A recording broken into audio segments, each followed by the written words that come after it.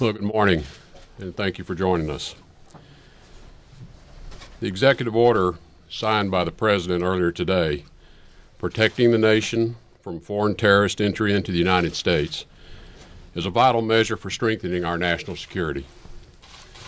It is the President's solemn duty to protect the American people.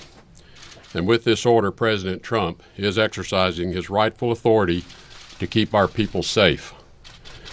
As threats to our security continue to evolve and change, common sense dictates that we continually reevaluate and reassess the systems we rely upon to protect our country.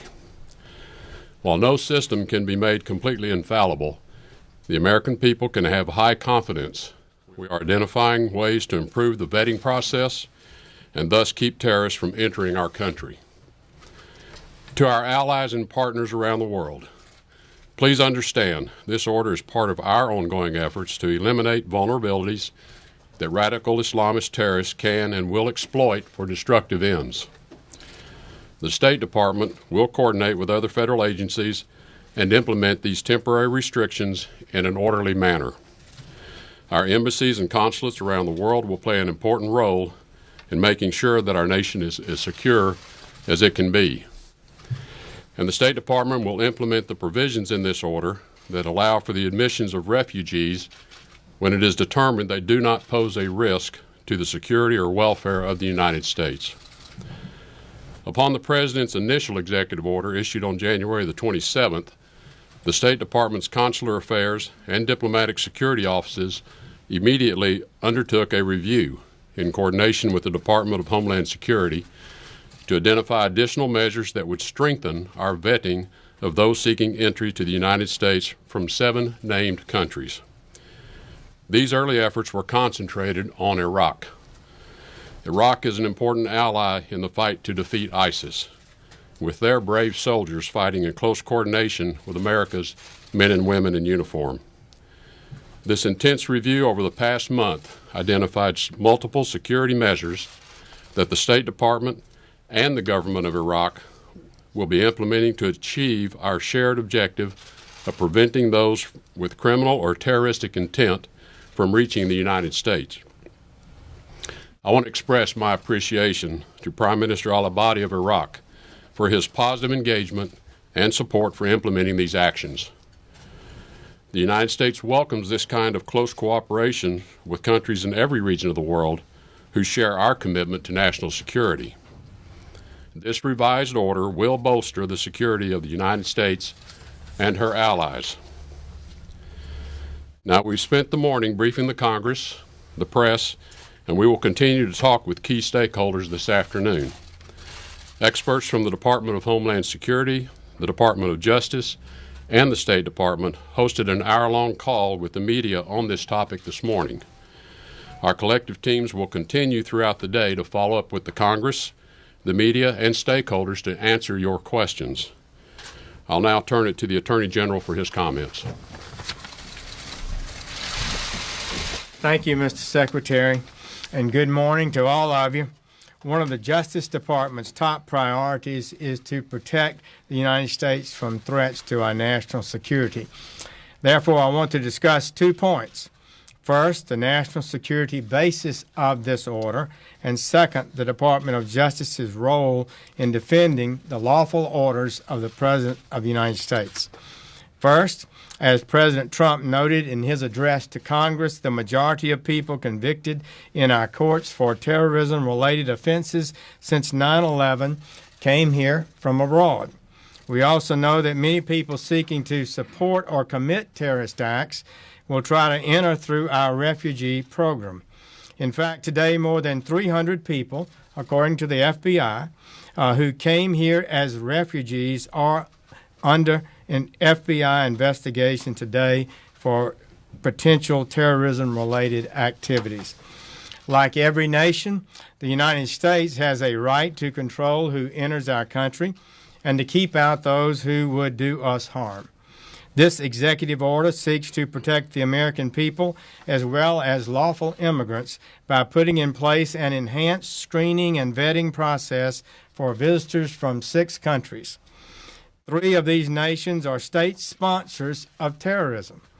The other three have served as safe havens for terrorist countries where governments have lost control of their territory to terrorist groups like ISIL or Al-Qaeda and its affiliates.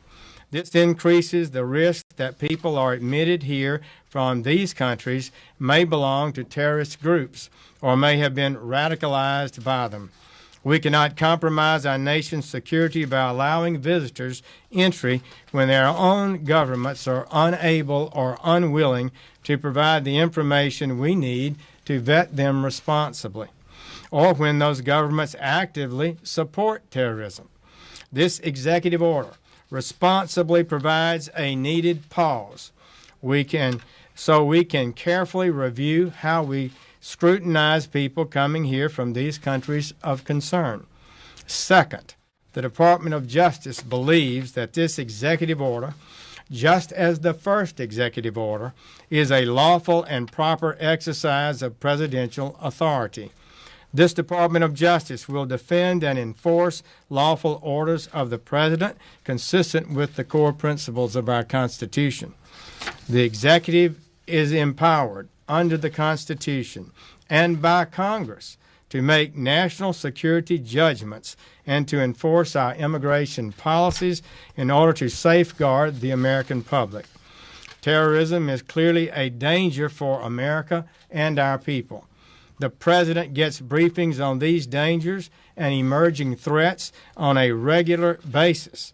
The federal investigative agencies, the intelligence community, the Department of State, the Department of Homeland Security, and the United States military report to the President. Knowing the President would best possess such extensive information, our founders wisely gave the executive branch the authority and the duty to protect the nation. This executive order is a proper exercise of that power. Now, I will turn things over to our able Secretary John Kelly of the Department of Homeland Security. John? Thank you, Mr. Attorney General. Well, like the Secretary of State and the Attorney General, I welcome you here today. My comments will be relatively brief. Last week, the Department of Homeland Security celebrated its 14th anniversary, first opening its doors on 1 March 2003. This Secretariat was established in response to the devastating attacks of September 11th, when foreign terrorists turned a beautiful but ordinary day into a nightmare. Those attacks taught us that we could not take our nation's security for granted, that Homeland Security must be our top priority, and that we needed to overcome our collective inability to connect the dots of intelligence and arrange them into a more comprehensive picture of the threats posed to America and our way of life. Though much has changed over the past 14 years, both in the world that is more dangerous and at DHS, which is much better. The fact remains that we are not immune to terrorist threats and that our enemies often use our own freedoms in generosity against us. Today's executive order, which President Trump signed this morning, will make America more secure and address long overdue concerns about the security of our immigration system. We must undertake a rigorous review and are undertaking a rigorous review of our immigration vetting programs to increase our confidence in the decisions we make relative to visitors and immigrants that travel to the United States. We cannot risk the prospect of malevolent actors using our immigration system to take American lives. This executive order is prospective in nature. Its focus is on preventing the entry of new foreign nationals from the 6 designated countries. Accordingly, it is important to note that nothing in this executive order affects existing lawful permanent residents or persons with current authorization to enter our homeland. Unregulated, unvetted travel is not a universal privilege, especially when national security is at stake. The White House worked closely with the Department of Homeland Security, the Department of Justice, and the Department of State to create an order that addresses previous concerns and protects the homeland and every one of our citizens. The men and women of the Department of Homeland Security, like their brothers and sisters throughout law enforcement, are decent men and women of character and conscience.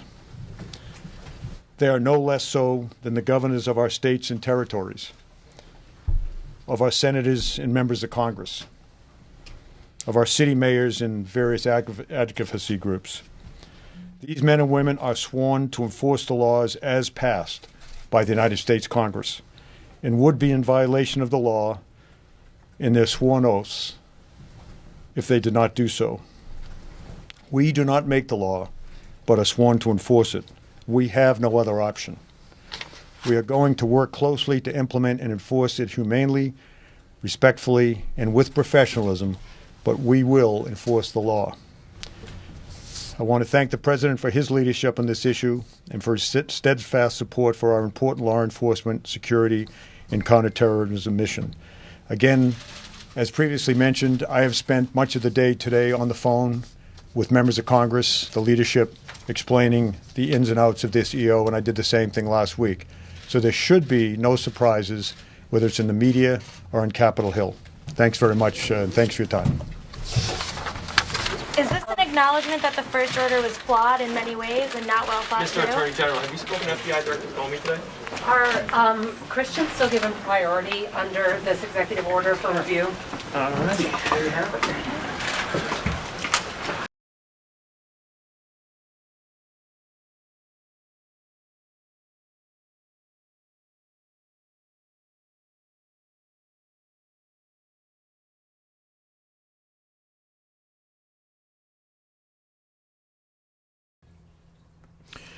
All right, folks, thank you very much for joining us and choosing us as your stream of choice.